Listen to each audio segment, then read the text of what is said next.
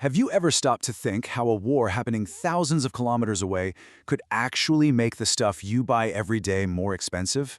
It sounds kind of disconnected, right? Well, today, we're going to connect those dots. We're going to see how global conflict hits your daily budget. So, let's get right into it. And look, this isn't just some academic discussion. Our own Prime Minister has put out a really serious warning. He's comparing what could happen to the economic situation we saw back in 2020. Now, that's a statement that should make us all sit up and pay attention. And it's exactly why we need to understand what's going on. All right, here's our game plan. First, we'll look at this war that feels so far away and see how it creates ripples across the globe. Then, we're going to break down what inflation actually is. After that, we'll see why India, specifically, feels the impact so strongly.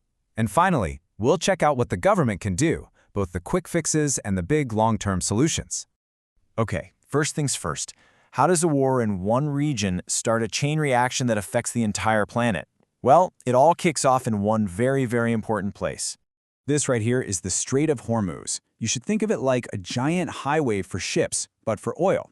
It's a pretty narrow strip of water, but its importance to the global economy is just massive. And when I say massive, I mean it.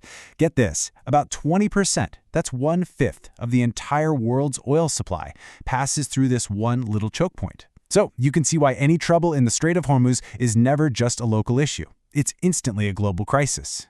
And this is just economics 101, right? It's all about supply and demand. If this super important oil route gets disrupted or blocked, the world's supply of oil suddenly shrinks. But does the world suddenly need less oil? Nope. So what happens? You've got the same number of buyers fighting over less oil, and that means prices, they shoot through the roof for everyone. So that price spike brings us to the core idea we need to talk about today, inflation. You know, it's a word we hear on the news all the time, but what is it really? What does it mean for the money in your pocket? Let me ask you a simple question. Why does a 100-rupee note today buy you less than it did, say, a year ago or 5 years ago? The answer is this thing called purchasing power. So here's the bottom line. Inflation is basically the speed at which everything gets more expensive. One source put it in a really stark way. A 100-rupee note from 1958 would buy you what about 1 rupee buys you today. That right there is inflation in a nutshell. Your money just doesn't go as far as it used to. Now, inflation usually comes in two main flavors. You've got demand pull, which is when everyone has money to spend and they're all trying to buy the same limited stuff, which pulls prices up. But the one we're dealing with here is called cost push inflation. This happens when the cost of making or transporting things goes up, like when a key ingredient, oil, gets super expensive. That increased cost pushes the final price up for all of us. Okay, so we have this price shock in the Middle East. How exactly does that shockwave travel all the way to India and hit us here at home? Let's trace that chain reaction. The very first domino to fall is the most obvious one. The price of crude oil just skyrockets. And because India is one of the world's biggest oil importers, this is where the crisis first makes contact with our economy. Now, we import something like 85% of the oil we use, and we pay for it in US dollars. So when oil gets pricier, our total import bill gets much bigger. We have to sell more and more rupees to buy the dollars we need. And just like with anything else, when you flood the market with rupees, the value of each rupee can go down. This leads to something economists call a widening current account deficit. It sounds complicated, but it's really not. It just means the gap between how much we spend on imports and how much we earn from exports gets bigger. We're spending way more than we're earning. And here's the final domino. All those higher costs, they don't just disappear.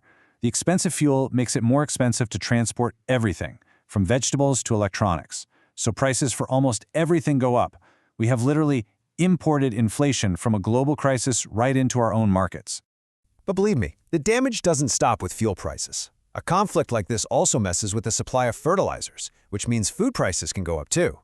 It also threatens the $100 billion that Indians working in the Gulf send back home every single year.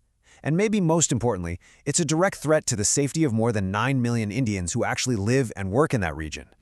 So the situation is clearly serious. The big question is, what can we actually do about it? Let's take a look at the tools the government has to manage a crisis like this in the short term. In India, you've got two main players in this fight. On one side, you have the Reserve Bank of India, or the RBI. They control things like interest rates. On the other side, you have the central government itself, which handles bigger strategic and policy decisions. The immediate crisis playbook is pretty clear. Step 1. Start buying oil from other countries, fast. Get away from the conflict zone. Step 2. Dip into our emergency stockpile. We have these things called strategic petroleum reserves, basically giant underground caverns full of oil for a rainy day. Well, this is the rainy day. And step 3, the absolute top human priority. Make sure our people in the region are safe and that we have solid plans to get them out if needed. But all of that is just crisis management, right? They're short-term fixes. If we really want to protect ourselves from this happening again and again, we've got to think bigger. We have to think long-term. This is all about future-proofing our economy. How do we do it? We can go all in on renewable energy to cut our dependence on oil. We can build smarter supply chains so we're not just relying on one part of the world. We can lock in long-term energy deals with countries that are stable. And, critically, we can stick to our neutral foreign policy, our strategic autonomy, so that we don't get dragged into other people's fights. When you boil it all down, the ultimate goal of all these long-term strategies is actually pretty simple. It's to make sure that the next time a global shock hits, India is stronger, better prepared, and not in the same vulnerable position we're in today. Look, if you walk away from this explainer remembering just one thing, let it be this. It perfectly captures the entire chain of events. A war disrupts supplies. That increases costs. And those higher costs directly cause inflation. It's that simple. And that brings me to you guys. For your mock parliament, I want to leave you with a big question to debate. If you were the finance minister right now, what would be your #1 priority? Would you focus on short-term relief for the common person? Would you focus on the safety of our citizens abroad? Or would you pour resources into long-term energy security? There are no easy answers here. Good luck.